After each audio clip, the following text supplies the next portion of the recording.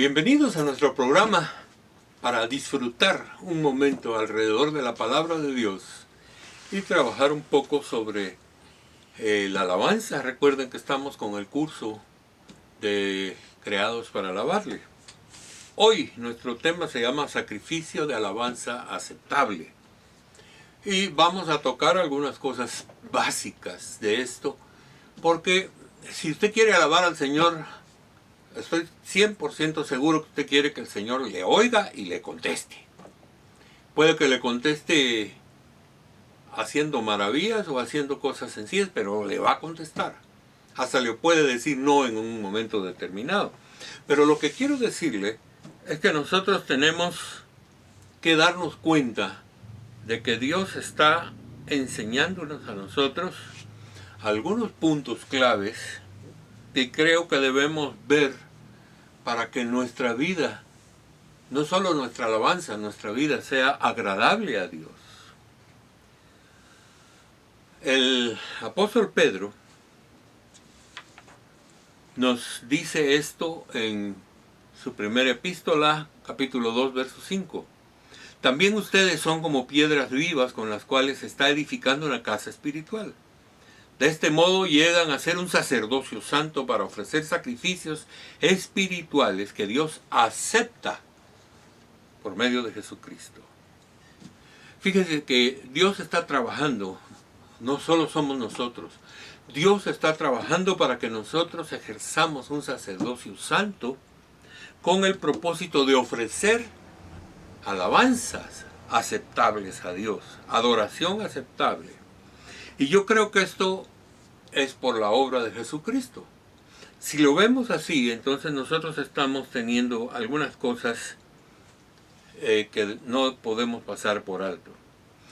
Déjenme decirles, la primera cosa del sacerdocio para que sea aceptable es que sea un sacerdocio santo. Y es lo que dice aquí el apóstol Pedro. Está creando, edificando. Fíjense que lo que esto significa es que Dios está edificando a cada persona para que todas las personas juntas, como piedras vivas, vengan a formar un edificio espiritual. Recuerden, estamos hablando metafóricamente, no estén pensando que vamos a armar un tremendo edificio aquí de concreto. Estamos hablando de cosas espirituales y la alabanza suya con la mía y con la de los demás va formando una casa espiritual que glorifica el nombre de Dios. Pero todo empieza con la persona, todo empieza con cada uno de nosotros. Así que nuestro sacerdocio tiene que ser un sacerdocio santo, puro y recto. Bajo eso, alabar al Señor implica no solo que nuestra vida esté a cuentas con Dios, mejor si ya no hay pecado en nuestra vida, pero además de que esté a cuentas con Dios, busquemos la pureza del corazón. El corazón necesita ser puro, porque es de adentro. Recuerdan ustedes que Jesús dijo, de adentro del corazón del hombre salen los malos pensamientos, salen las calumnias, las malas palabras, todas las cosas negativas salen del corazón. ¿Qué es lo que necesitamos en primer lugar? Tener un corazón nuevo, tener el corazón que Dios nos prometió. Y aunque ya hemos hablado de esto, es importante estarlo recordando, porque el corazón del hombre, como dice Jeremías, es traicionero. Y entonces nosotros debemos rendirle ese corazón al Señor y purificarlo. Un corazón sano y purificado nos asegura a nosotros poder penetrar a la presencia de Dios de una manera especial. Y entonces, permítanme hablar un poco sobre este proceso y hoy lo voy a utilizar usando ejemplos de la Biblia. Porque ahí en la Biblia tenemos casos de adoración aceptable y de adoración no aceptable. El primer ejemplo que nosotros tenemos en la Biblia es el caso de Caín y Abel. Caín y Abel presentaron ofrenda de adoración a Dios. Esa ofrenda nos manifiesta a nosotros las dos opciones que el ser humano tiene delante de Dios. Dice que Abel presentó una ofrenda agradable a Dios, pero que Caín presentó una ofrenda que no agradó a Dios. Fue tan fuerte esta situación que Dios le habló a Caín y Caín se molestó. Y entonces fue a buscar a su hermano. Fíjense ustedes que ya era una envidia en su corazón, lo cual implica que había un gran defecto en el corazón de Caín y tenía un corazón malvado. Y entonces viene y mata a su hermano en el campo. Tenemos el primer crimen de la historia. Y además de eso, nosotros podemos darnos cuenta de lo importante que es esto, porque miren en lo que para una gente que no puede agradar a Dios. Termina como un asesino y finalmente se aparta totalmente y se va a otro lugar. En cambio, Abel es un ejemplo de adoración y es un ejemplo de amor a Dios. La Biblia dice que lo que Abel le dio al Señor fue lo mejor de su vida, lo mejor de su corazón, lo mejor de la tierra y de su ganado. Yo creo que cuando nosotros miramos este caso, nos damos cuenta de cómo funciona esto y podemos ver que trae implicaciones. Número uno, de ver cómo está nuestro corazón delante de Dios. Tenemos que examinarnos y ver cómo está nuestro corazón para que sea aceptable a Dios. Podemos decir cosas muy lindas, pero tener un rencor en nuestro corazón o tener una raíz de amargura, y nosotros no podemos agradar a Dios teniendo esas grandes raíces de amarguras o esos odios que hay en nuestro corazón. Dios no nos llamó a nosotros para odiarnos, sino para amarnos. Y precisamente cuando Jesús define al cristiano, dice: el mundo sabrá que ustedes son míos, son mis discípulos, porque hay amor en sus corazones, porque se aman los unos a los otros. Bajo esa perspectiva, el amor es de Dios. Y entonces nosotros se lo damos en adoración y alabanza. ¿Cómo sabe Dios que le amamos? Dos formas. La primera de ellas es con santidad, haciendo lo que le agrada a Él.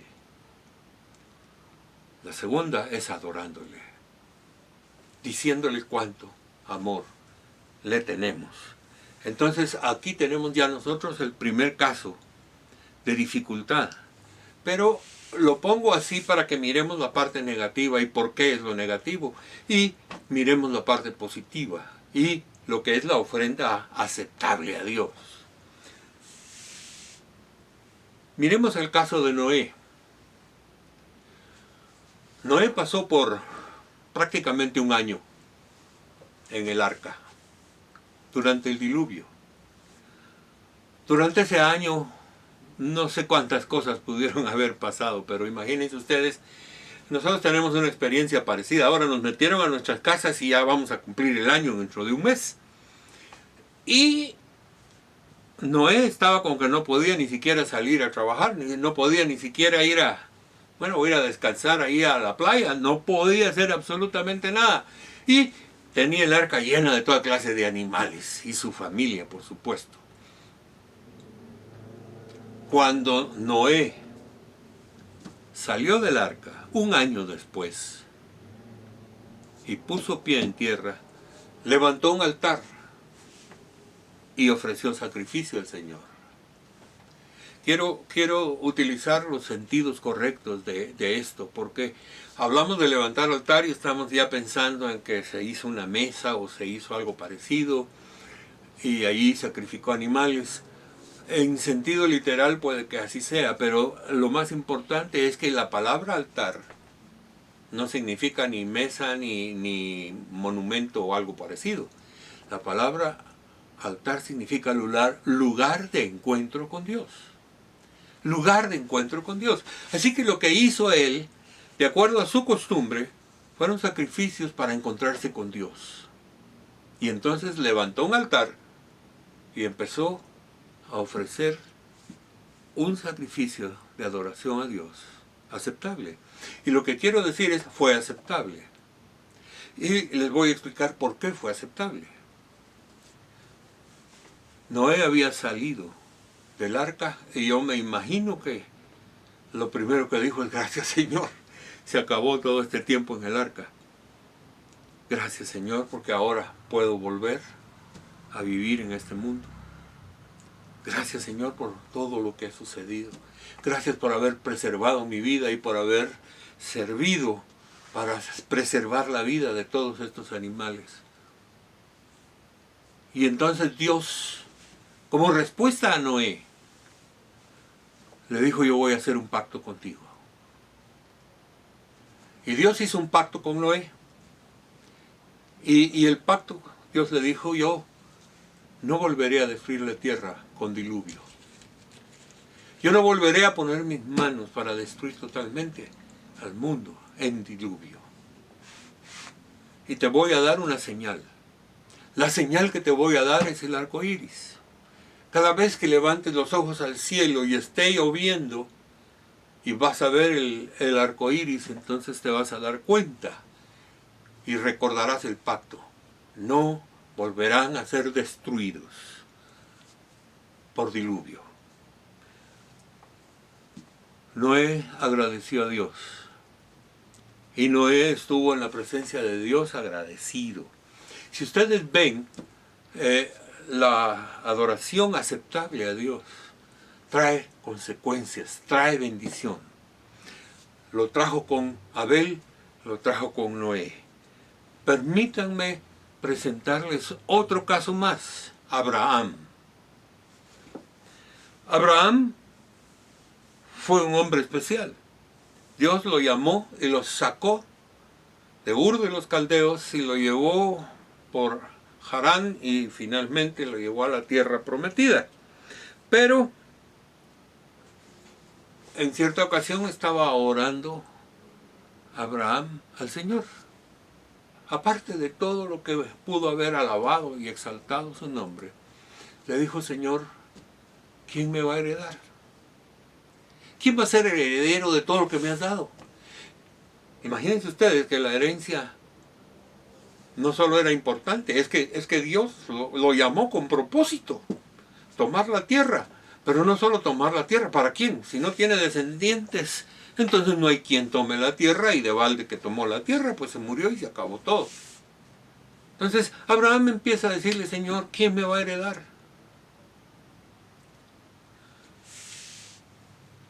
Y entonces Dios hace pacto nuevamente con Abraham. Y el pacto que Dios hace con Abraham es para decirle, mira, tú te llamas Abraham, pero yo te voy a cambiar el nombre ahora. Te llamas Abram, el nombre primero, Abram, pero ahora te vas a llamar Abraham.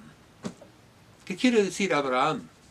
Quiere decir padre de multitudes o padre de naciones. ¿Va a tener heredero? Sí, va a tener heredero. Y ustedes recuerdan cuán problemático fue. Dios hizo esperar a Abraham para el hijo de la promesa hasta que tenía 100 años. Sara, su esposa, tenía 90 años cuando quedó embarazada de Isaac. Y si ustedes se dan cuenta, Dios cumple sus promesas. A veces inmediatamente, a veces tarda un poquito. Pero en el caso es que Abraham, al fin, el padre de multitudes, empezó teniendo un hijo. Fíjense ustedes qué curioso, porque después tuvo otros hijos.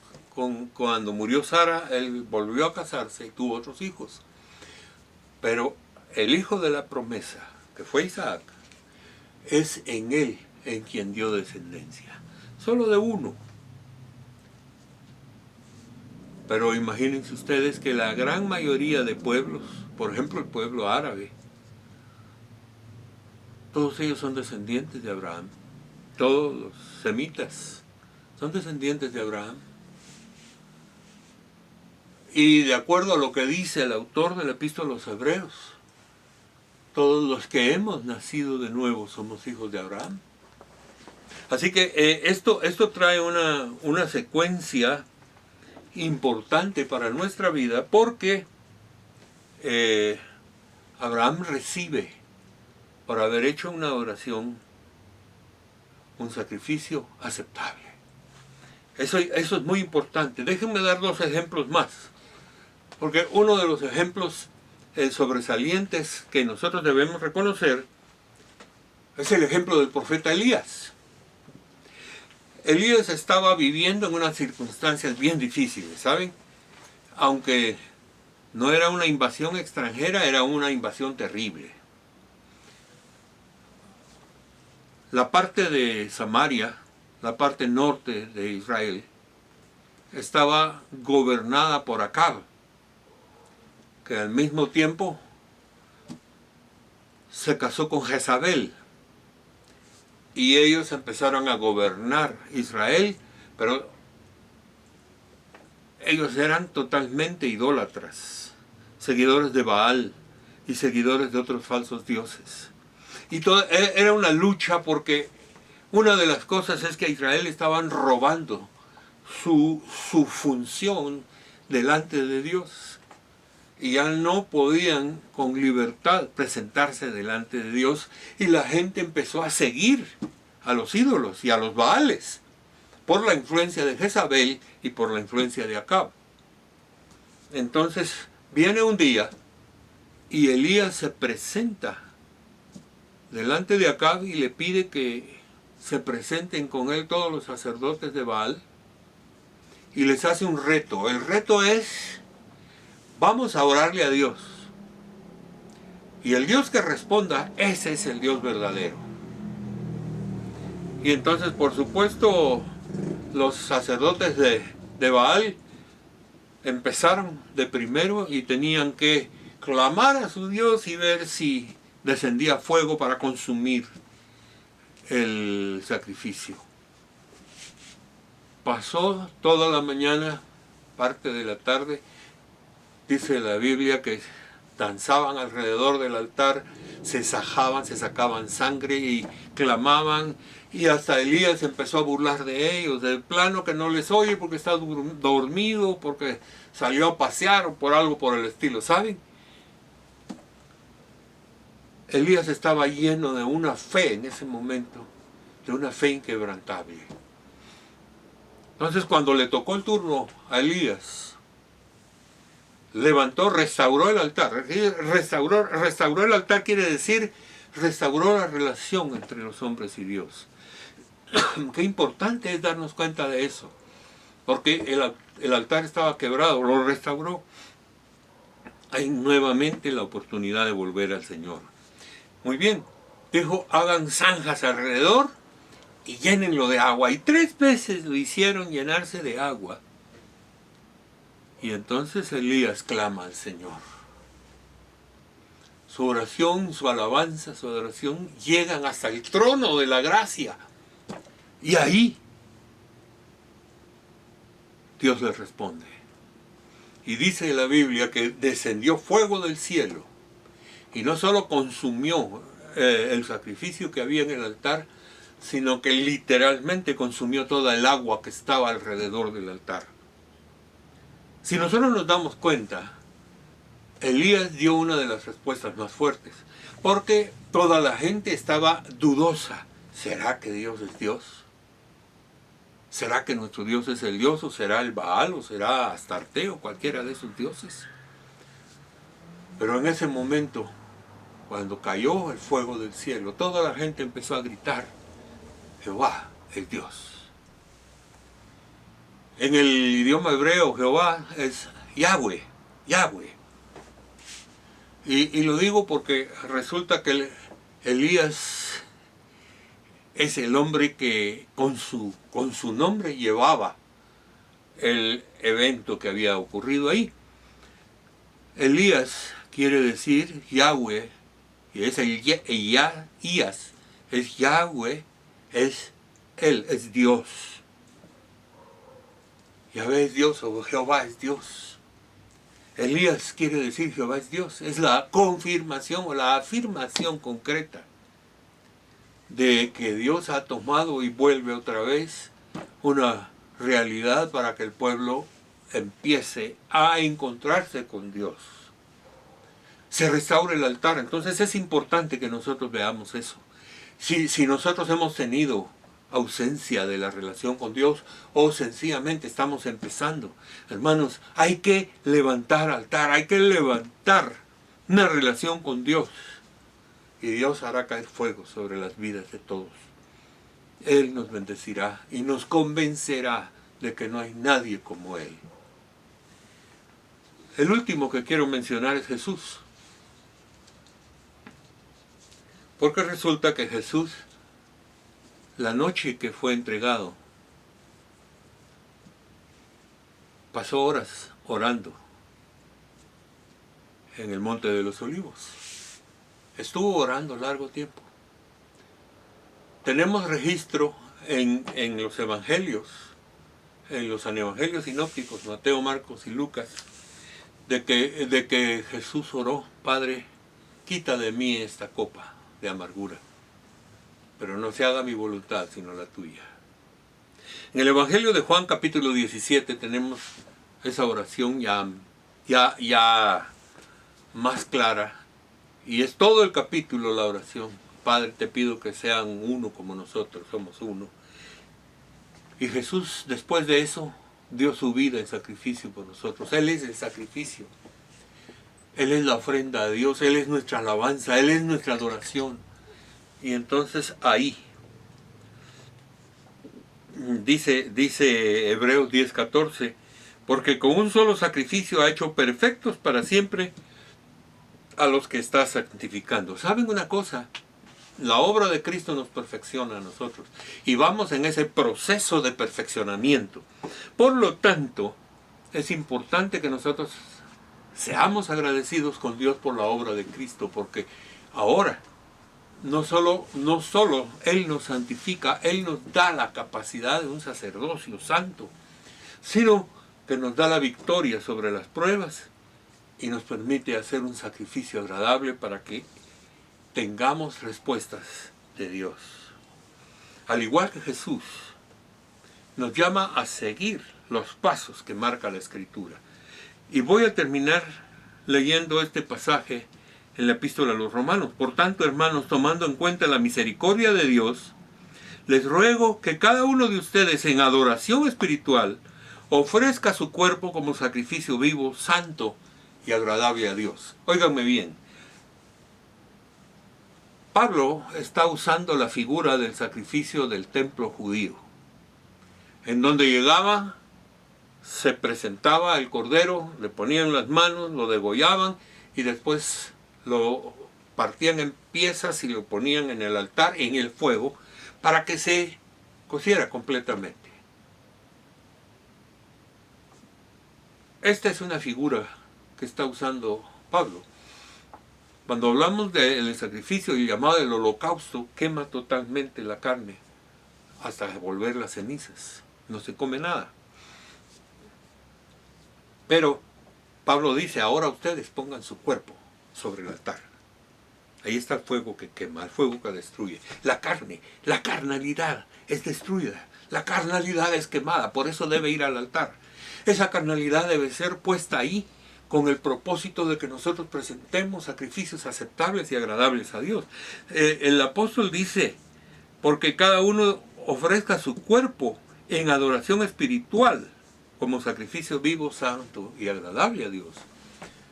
Es decir, dejen de pecar, busquen la santidad, pónganse a cuentas con Dios, pónganse a cuentas con Dios.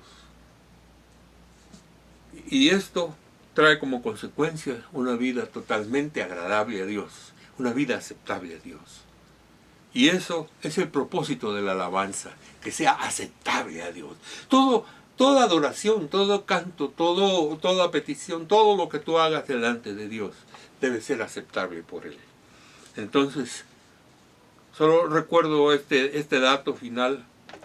Cuando Salomón inauguró el templo, dice estas pequeñas palabras: Cuando Salomón terminó de orar, descendió fuego del cielo y consumió el holocausto y los sacrificios, y la gloria del Señor llenó el templo. Si tú quieres estar delante de Dios y gozar de su toque de amor y de la unción de su Espíritu Santo, ten presente que la alabanza aceptable abre las puertas para que tú seas lleno del Espíritu Santo. Eso es el propósito. Ser aceptables es también, como respuesta, ser llenos del Espíritu Santo. Padre, gracias por esta oportunidad de hablar estos temas. Te bendecimos y te damos gracias por esto. Quiero bendecir al pueblo que está viéndolo. Quiero darte gracias por ellos y ponles un corazón nuevo cada vez para que firmemente se acerquen a ti en adoración aceptable. En el nombre de Jesús, amén. Les invito a nuestro próximo programa. Bendiciones.